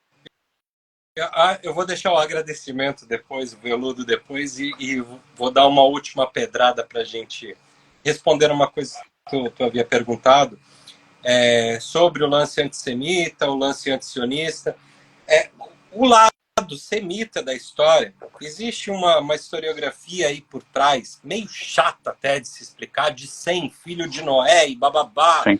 Resumindo, tá? Um judeu nascido na Europa e migrado para Israel, ele não é um povo semita, porque ele não fala um idioma nativo como falam os palestinos, que são um povo semita, mas essa história, cara, eu acho cansativa.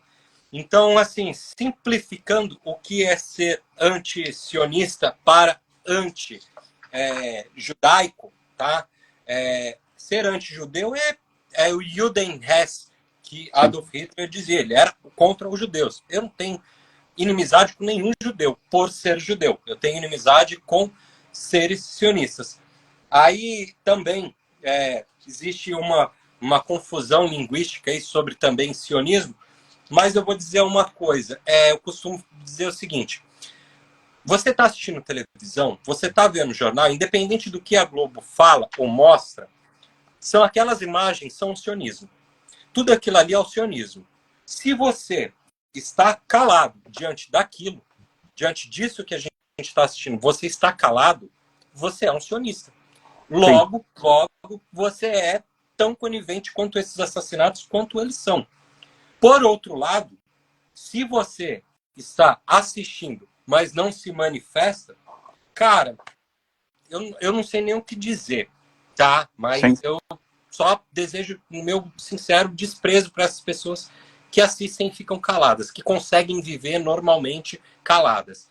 Agora, se você é como nós aqui, que, cara, não me importo com conta de Instagram, não me importo com pedrada na minha janela, não tô nem aí para nada dessas coisas. Eu odeio rede social. O que a gente está fazendo aqui hoje, o Walter, de live, embora seja parte da minha profissão fazer isso, eu odeio estar no Instagram.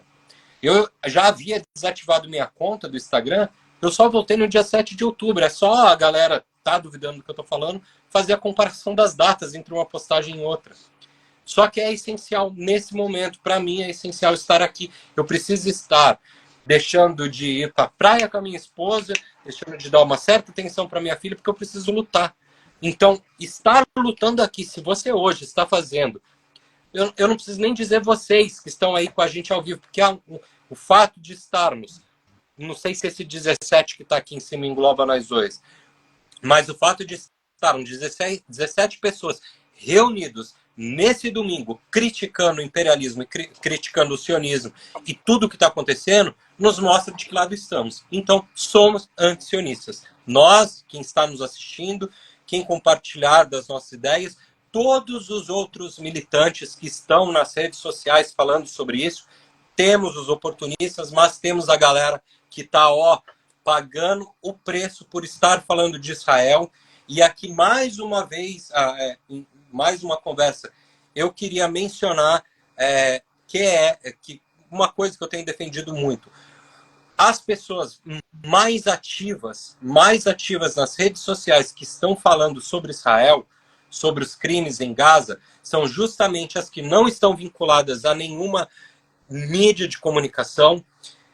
São pessoas que têm como sua área de profissional outras coisas. O biólogo socialista é um exemplo deles. Minha esposa é artista. Nani Peixoto, que está acompanhando a gente, é artista. Vilena Soares também é autônoma. Não tem nada a ver com essa guerra. Mas todos nós que estamos aqui hoje parando as nossas vidas. Aí reforço, existem os exploradores que estão se aproveitando da situação para ganhar o que... Aí você faz uma comparação. Se o cara se limita de pôr uma criança assassinada do jeito que a gente está vendo na sua rede social, é porque ele está interessado nos likes e nos seguidores. Agora, Sim. A gente que está nessa guerra está pagando preço. Então, galera, sigam a galera alternativa Walter Ponto, tá? sigam Biólogo Socialista, Diana Resiste Mídio, Vilena Soares, Diário da Palestina, Ion Palestine, Brasil, siga Canal Comuna, o Fio Desencapado, Rosana 542, tem uma galera aí, e essas pessoas são as que verdadeiramente estão pagando o pato aqui, tá? Não estou falando que não exista em outros lugares, mas aqui no Brasil que estão pagando o pato por falar de Palestina. Eu, por trás, se eu receber um processo, eu não tenho uma emissora para cobrir meu processo, eu não tenho uma entidade, porque eu não estou vinculado a nenhuma entidade para cobrir meu processo. Então, assim, uma hora ou outra, isso vai chegar e estamos preparados para receber, porque eu não vou deitar a minha cabeça no travesseiro e dormir em paz enquanto isso acontecer.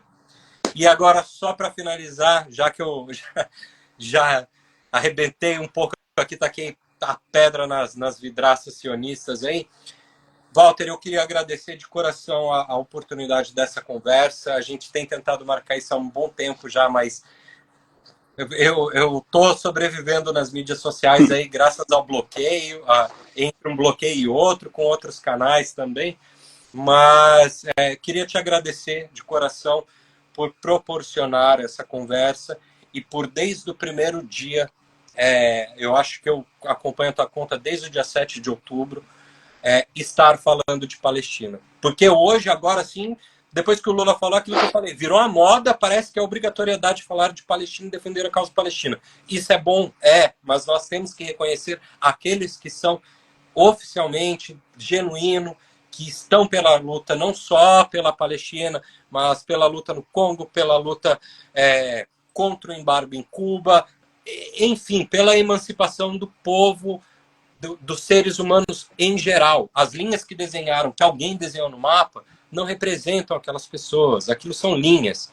Nós, eu acho que até internacionalista se tornou um termo meio elitizado, né? Então eu tenho cada vez mais tentado jogar esses títulos fora, mas ser internacionalista é isso. A gente precisa olhar sem, porque a causa da Palestina, a causa palestina também é minha, saca? A causa cubana também é causa minha. A causa do Congo também é uma causa minha. Na Filipinas, enfim, em todos os lugares do mundo, a nossa obrigação. Se você quer dizer que você pertence à espécie humana, se a espécie humana ainda existe, é nossa obrigação como seres defendermos a espécie humana sem, acrescento, subjugar outras espécies. Concordo com sua fala, agradeço demais. De tudo que você falou, a única coisa que eu discordo é que das redes sociais. Eu acho que a gente deixou as redes sociais para esses filhos da puta da extrema direita. Então, você não tem que, você não tem que sair das redes sociais, a sua fala é importantíssima. Porque, mas não é aqui que a gente milita. De fato, não é aqui que a gente milita, mas aqui é importantíssimo. A gente tem que fazer o confronto com aqueles que, dentro da própria esquerda, a gente tem que fazer o confronto, porque a esquerda tem muito pequeno burguês, muito reformista, muita gente que não quer o fim do capitalismo, e nem se fala com a direita, enfim. Mas tirando isso, eu concordo em gênero, número e grau com as suas palavras. Eu acho você um guerreiro, eu acho que você tem uma força, uma potência que é fundamental, e nós precisamos dessa potência, dessa coisa que Che Guevara tinha e que muita gente perdeu. E muita gente perdeu. Pois é. Muita gente perdeu. A esquerda hoje, ela não quer mais destruir o sistema, ela quer reformar o sistema. Não queremos reformar o sistema, queremos demolir o sistema. Uhum. Né? Enfim, mas tirando isso, a sua fala é perfeita. De fato, a gente sempre está lutando aí, a gente se expõe em várias causas. Eu venho denunciando a violência policial, venho falando, mas você não tem medo de tomar um tiro na cabeça? Cara, faz parte, né? Se alguma coisa acontecer com a gente, né? Eu nem deputado sou, então não vou nem ter honras, né? O pessoal vai virar nome de rua, alguma coisa, eu brinco que nem nome de rua eu vou virar. Então, mas a gente segue porque há algum tempo a gente foi inoculado pela consciência de classe, e a consciência de classe não permite que os comunistas tenham uma outra postura, senão a postura de lutar por contra todas as opressões. Se a gente estivesse militando na época da Segunda Guerra Mundial, Primeira Guerra Mundial, nós estaríamos ao lado dos oprimidos, estaríamos lutando contra Hitler, contra o genocídio dos judeus e de outras nacionalidades, que ali não eram só judeus que foram mortos. E hoje, uma das principais causas internacionais que tem é a Palestina, mas tem outras, Gaza, que a gente sequer... Gaza, o Congo e tantos outros lugares que sequer informações para a gente chega. Você vê a loucura da coisa. É muito difícil achar informações sobre o Congo, sobre o que está acontecendo lá, tem pouquíssimas pessoas falando sobre o Congo. Nas guerras que acontecem de massacres na África, é muito difícil chegar informação para a gente, é muito difícil. E na própria Palestina, era muito difícil até acontecer do dia 7 para cá, né? Enfim, mas a gente tem que ir atrás, a gente tem que se informar cada vez mais, e agradeço enormemente quem ficou aqui. Desculpa quem eu não li, os comentários que eu não li, é impossível, a conversa é dinâmica, minhas lives são assim, elas não são acadêmicas, não são... eu não combino nada antes, sabe?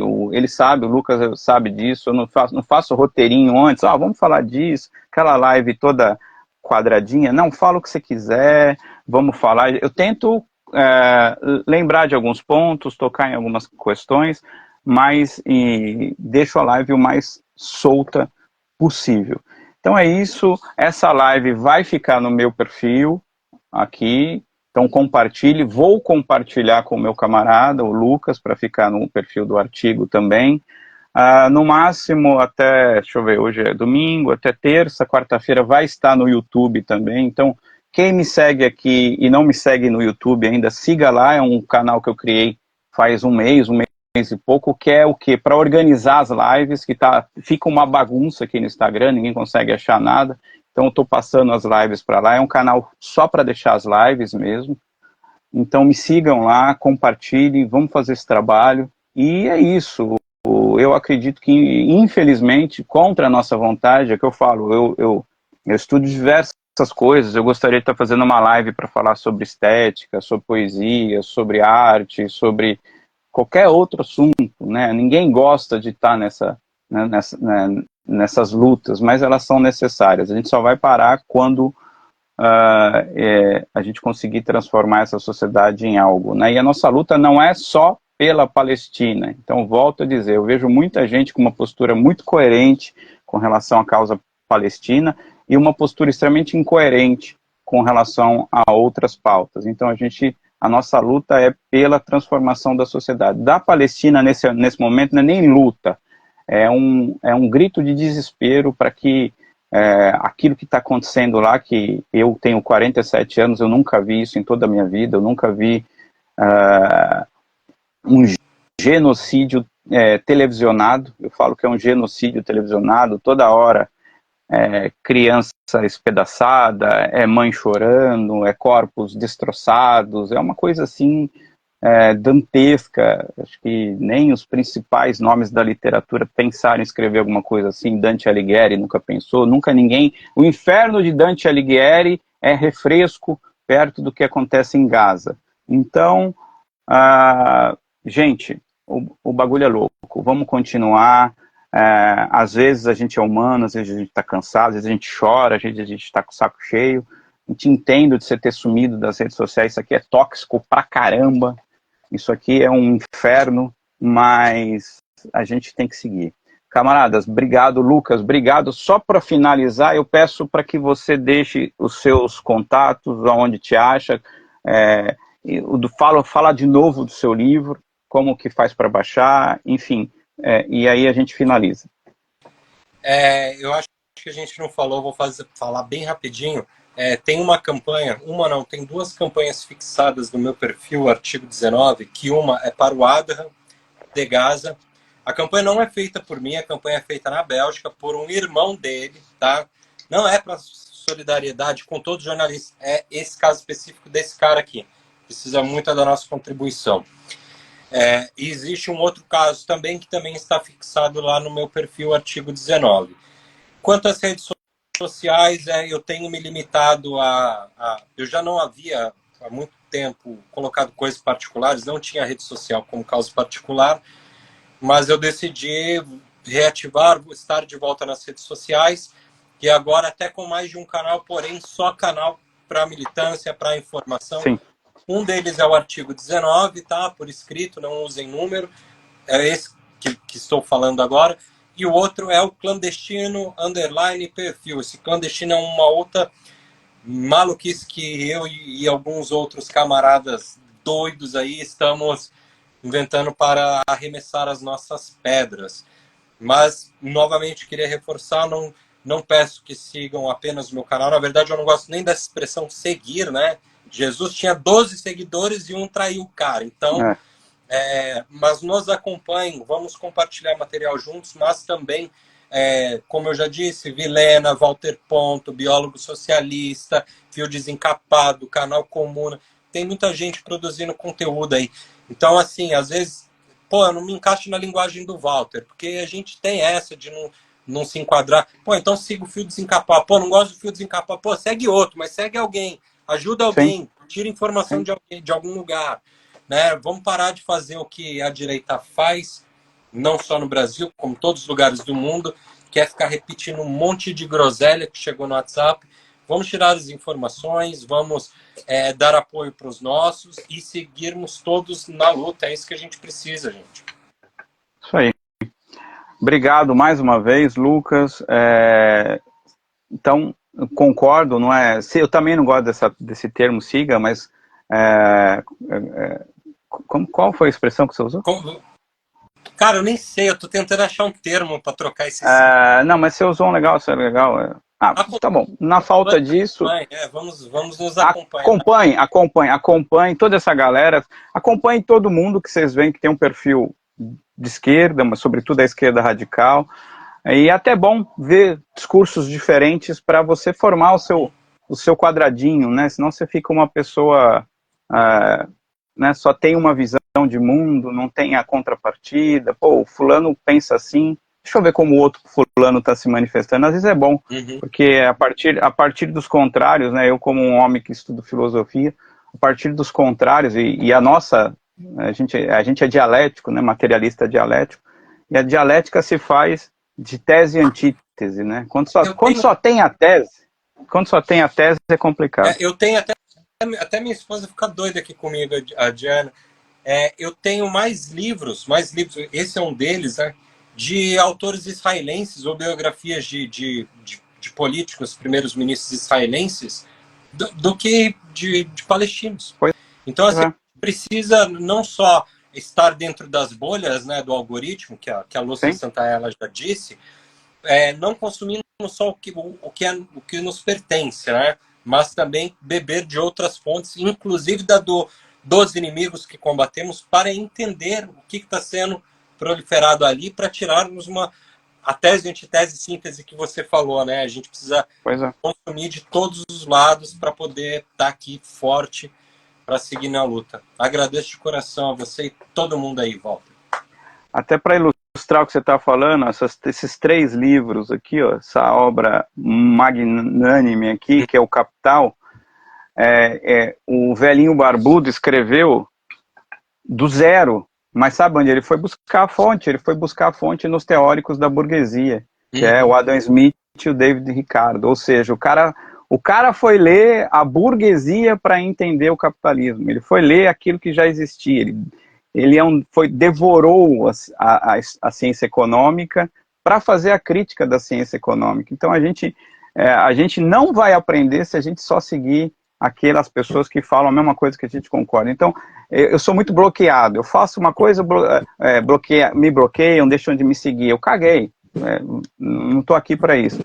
Mas eu fico pensando que pessoa pequena que deixou de te seguir porque você, sei lá, você falou mal do Lula, ou porque você falou mal de um político às vezes que a pessoa queria, ou porque você falou tal coisa de tal coisa. Não, eu vou ouvir que aquele cara falou, eu posso até discordar da posição dele, mas é assim que eu aprendo. Ou o cara falou bem do Lula, eu vou lá vir falar, o cara falou bem do Lula, deixa eu ver se eu concordo.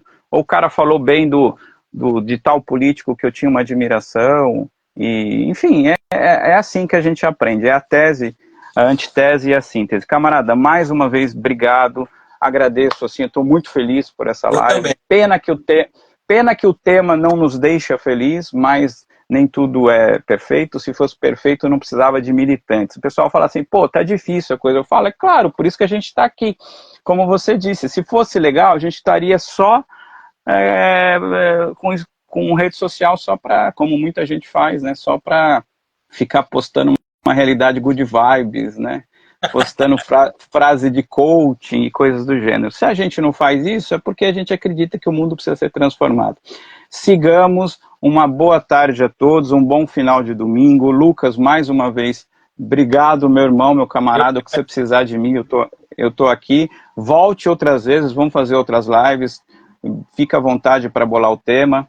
Baixem o livro do Lucas, leiam, é um puta de um material, eu comecei a ler ontem, eu pretendo terminar essa semana, puta de um material e tamo junto. Sigamos. Lucas, não esquece de aceitar a colaboração para a live e fica à vontade para baixar, fazer cortes, porque eu acho importante isso daí, porque às vezes quem não vai ver a live porque é preguiçoso, não quer aprofundamento de temas, vai ver aquele trechinho lá e vai falar, pô, legal, não tinha pensado sobre isso. Sigamos.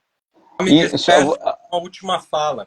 Fala. Parafraseando o nosso bom velhinho que tu mencionou aí em cima, a imprensa não censura, quando censura o jornalista, ela, vou parafrasear novamente, ele fala da Bélgica, mas a imprensa, quando censura o jornalista palestino, ela não censura só o jornalista palestino, ela censura toda a Palestina. Então é isso, agradeço a todos. Walter, tamo junto, sigamos. Ó, vou te propor duas saudações, Palestina livre e abaixo o Estado de Israel. Topa? Opa! Abaixo o Estado de Israel. Israel e Palestina livre, do Rio ao mar. Fogo nos fascistas. Abraço, irmãos. Tchau, tchau.